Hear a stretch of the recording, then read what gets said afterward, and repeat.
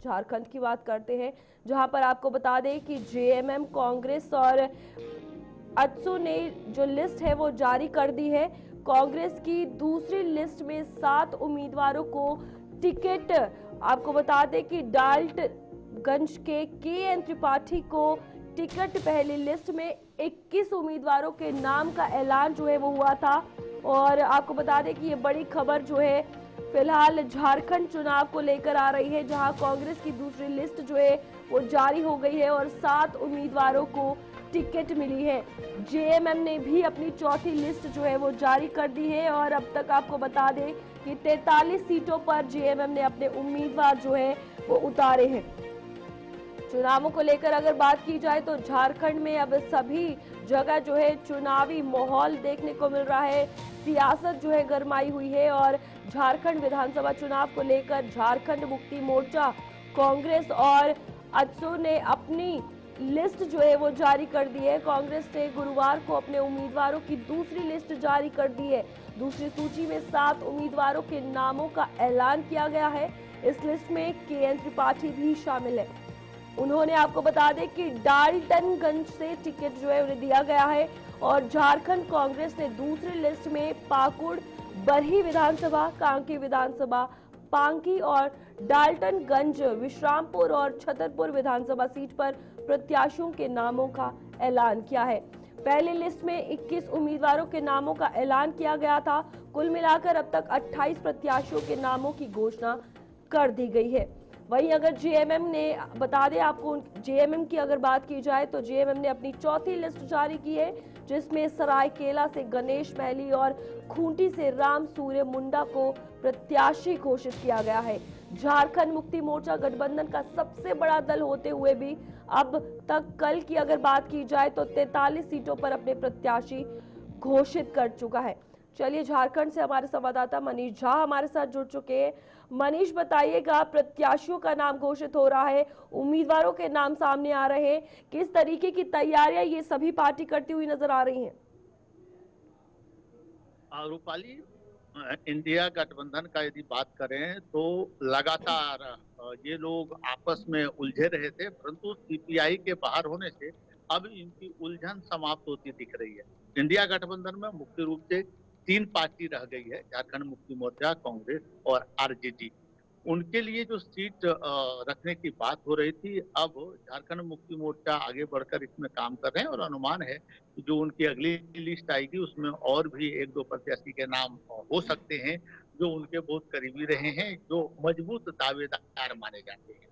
वहीं अगर हम बात करें एनडीए गठबंधन का, तो उन्होंने तो अपनी लिस्ट जारी कर दी है और लगातार वो लोग तैयारी में लगे हैं।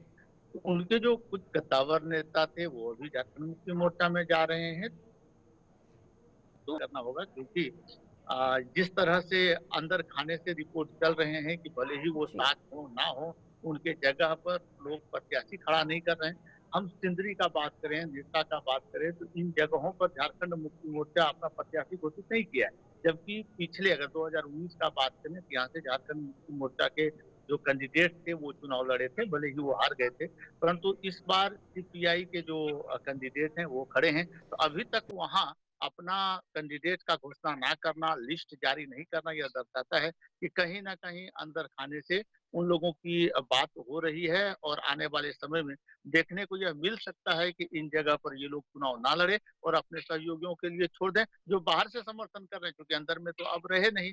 तो इन लोगों की पूरी तैयारी है और पुरजोर तैयारी इन लोगों ने कर रखी है। अब कल के बाद से हमें समझ में आएगा कि प्रधानमंत्री का दौरा कब होना है, मुख्यमंत्री कहाँ जाकर दौरा करते हैं, संबोधित करते हैं।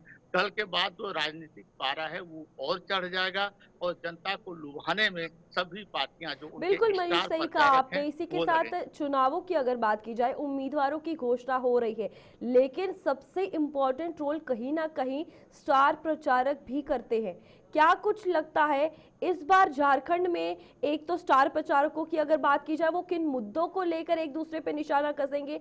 दूसरा सवाल कि लोगों ने अपने मुद्दों को इस बार खुद पहचाना है और पार्टीज पर नहीं, अपना मुद्दा खुद आगे लेकर आई है। क्या कुछ लगता है झारखंड में किस तरीके से लोग आगे आ रहे हैं? जी रूपाली, जिस तरह से कि लगातार प्रधानमंत्री यानी एनडीए की ओर से जो प्रधानमंत्री स्टार प्रचारक हैं हेमंत बिस्व शर्मा है, इन लोगों ने लगातार आरोप लगाया है कि जो इनकी पार्टी है वो भ्रष्टाचार करती है, सीबीआई पकड़ी है, इनकम टैक्स में ये लोग पकड़े गए हैं। तो इन लोगों का जो आरोप रहा है और अनुमान है कि इस बार भी ये आरोप रहेगा कि इनके अनेक ऐसे नेता हैं जिनके यहाँ से काले धन पकड़े गए हैं, जांच चल रही है। और वहीं इस बार जो सबसे बड़ा हथियार मिला है इंडिया गठबंधन को कि वो पहले चुनाव में स्टार प्रचारक जितने थे एनडीए के, जी। वो परिवारवाद का आरोप लगाते रहे थे, परंतु इस बार बीजेपी ने भी अपने 5 के पांचों मुख्यमंत्री के रिश्तेदारों को टिकट दिया है। धनबाद के जो सांसद हैं उनके भाई को टिकट दिया है। सिंदरी के विधायक थे इंद्रजीत महतो, उनकी पत्नी को टिकट दिया है। तो इस बार लगातार हमला करते दिख भी रहे हैं इंडिया गठबंधन के लोग कि जो परिवारवाद दूसरे पर आरोप लगाते थे, आज स्वयं परिवारवाद में उलझ जी। कर रह गए हैं। तो कथनी और करनी में अंतर है।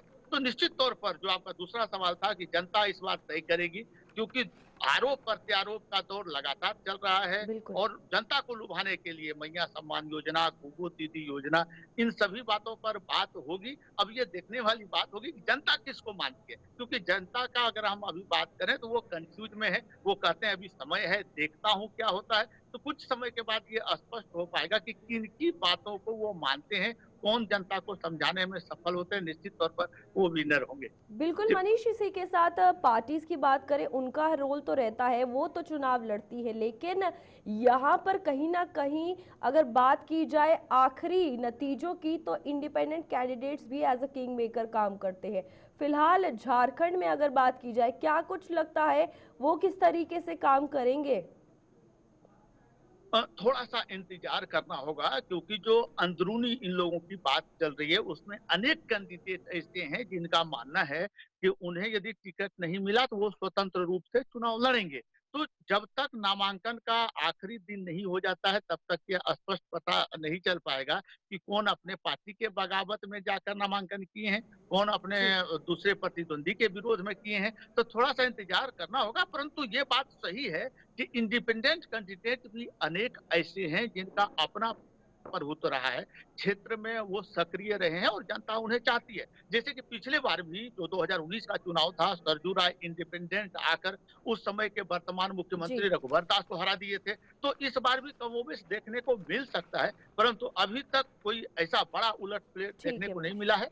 कुछ समय इंतजार करना होगा, कुछ ऐसे चेहरे ज़रूर आएँगे सामने जो कि अपना मजबूत हैं और अपना दावेदारी पेश करेंगे। तो ठीक है थोड़ा-सा मनीष, बहुत इंतज़ार बहुत करना होगा, धन्यवाद इसके आपका बाद दर्शकों को जानकारी देने देखा के लिए। जाएगा। इसी के साथ झारखंड चुनावों को लेकर अगर बात की जाए, तो फिलहाल कांग्रेस ने अपने 7 सीटों पर उम्मीदवारों के नाम का जो घोषणा है वो कर दी है, और सभी पार्टियां एक एक करके लिस्ट जो है वो जारी कर रही हैं। जहां कांग्रेस ने अपनी दूसरी लिस्ट जारी की है, चुनावी रणनीति जो है पार्टियों द्वारा बनाई जा रही है। अब देखना यह है कि किसकी जय किसकी प्रजय होगी।